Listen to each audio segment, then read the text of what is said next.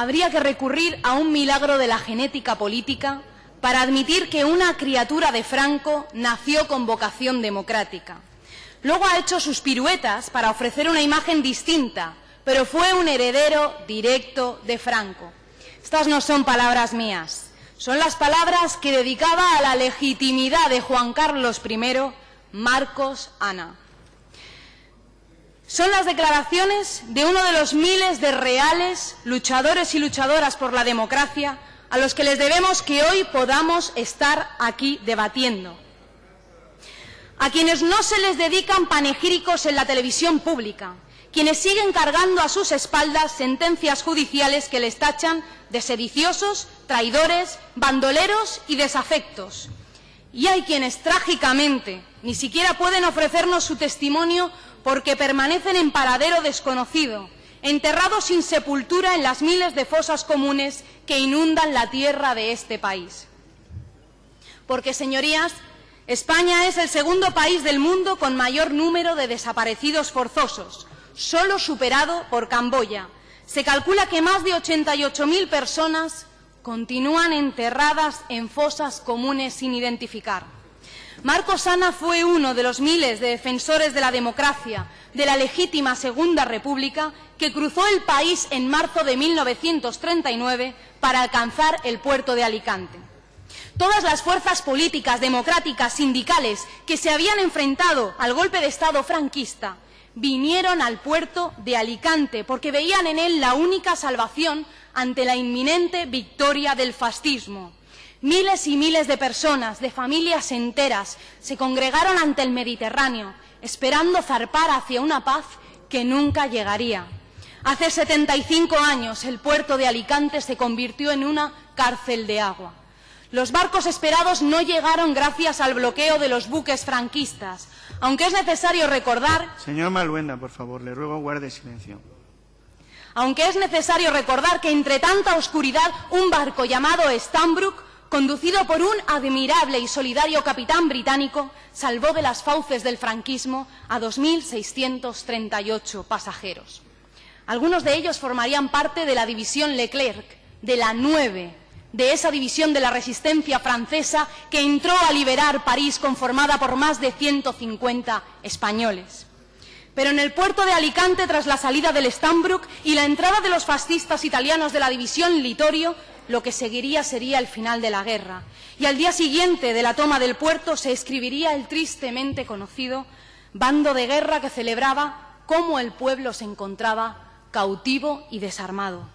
Marcos Ana, al igual que otras tantas y tantas miles de personas, pasaría también por el campo de los almendros, cuyos árboles, a los 4 días, ya no les quedaba ni almendras ni hojas, porque habían sido engullidas por el hambre. A otros les mandaron a cárceles improvisadas en la Plaza de Toros, en el Castillo de Santa Bárbara, en los cuarteles, y a las mujeres las mandaron a los cines y a los conventos. Pero casi todos los hombres se enfrentaban a un destino incierto en el campo de concentración de Albatera. Toda España se comenzaba a convertir en una gran cárcel, en un penal insaciable que cavaba fosas sin descanso. Tras la guerra civil nunca llegó la paz, sino la victoria. Una victoria que duraría 40 años, de los cuales Marcos Ana sufrió 23 entre rejas, por la pena de haber sido luchador por la democracia. Una de las tantas veces en que fue torturado en la Dirección General de Seguridad, tal y como relata en La Marea, los policías que se encargaban de la ignominiosa tarea, cargados de ira y de odio, le preguntaron: ¿por qué luchas? Y el poeta, henchido de dignidad, respondió: lucho por una sociedad en la que nadie le pueda hacer a usted lo que usted me está haciendo a mí.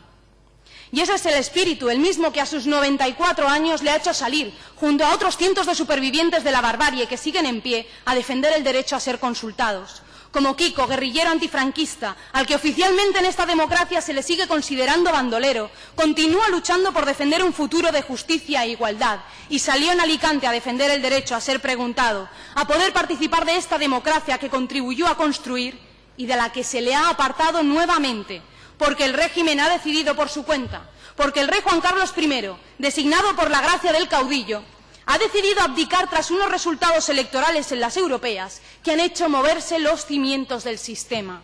Y han tenido que venir Cánovas y Sagasta a recordarnos que antes que ciudadanas y ciudadanos somos súbditos y que por tanto no vamos a ser consultados acerca del modelo de Estado, que ya se preguntó todo lo que se tenía que preguntar en 1978. Y fíjense, por ejemplo, yo ni había nacido ni se me esperaba. Y como yo, el 70% de la ciudadanía nunca fue consultada. Y así, con una actitud autoritaria y paternalista, nos dejan claro que hoy no toca, que los deseos y la voluntad del rey están por encima de la soberanía del pueblo.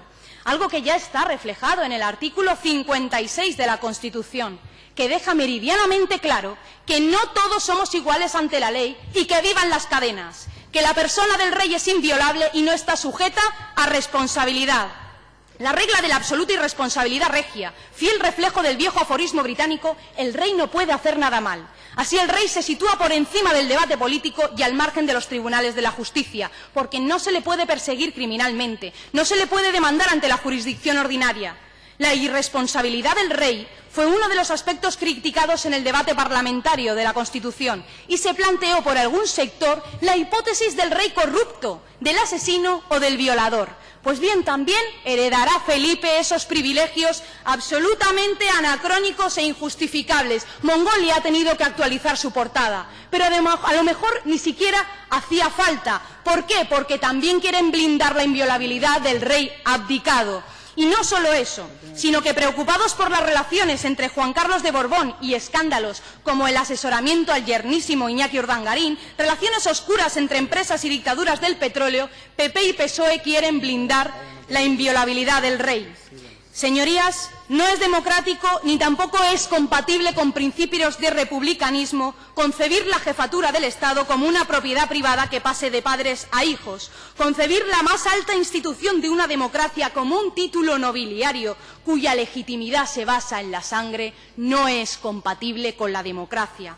Señorías, reconocer en el siglo XXI que no todos tenemos la sangre roja y que una determinada familia la tiene azul es como decir que la tierra no es redonda. ¿Dónde queda el concepto de ciudadanía, de igualdad ante la ley, de que todos nacemos iguales? ¿Cómo pueden intentar casar esto con el derecho de sangre? Un atavismo medieval. Nosotros afirmamos que en este conflicto de principios incompatibles debe primar el concepto de ciudadanía, la igualdad ante la ley y, en definitiva, que la soberanía emana del pueblo, que los poderes del Estado emanan de la voluntad popular. Queremos un jefe de Estado elegido por las urnas. ¿Es eso radical? No queremos que lo sea solo por ser el primogénito, además primogénito varón, del escogido por Franco, responsable de los peores 40 años de la historia reciente.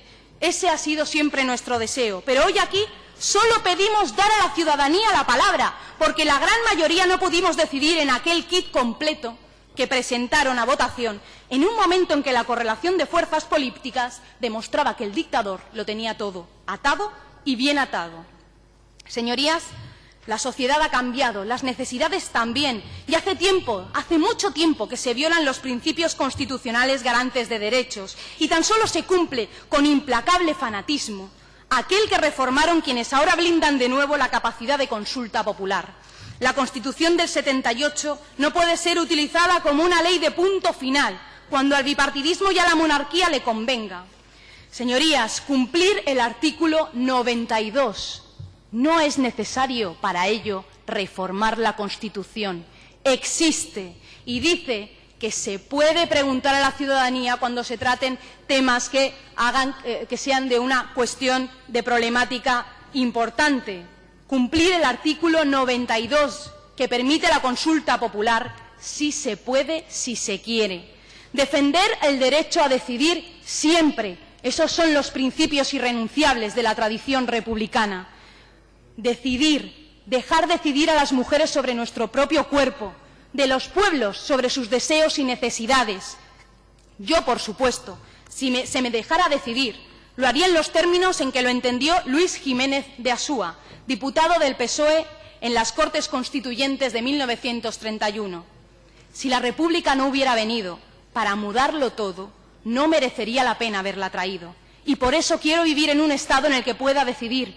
Y si así lo quiere la mayoría, que un día el jefe o la jefa de Estado sea elegida por todas y todos y podamos volver a celebrar que tenemos una verdadera democracia y que viva la República.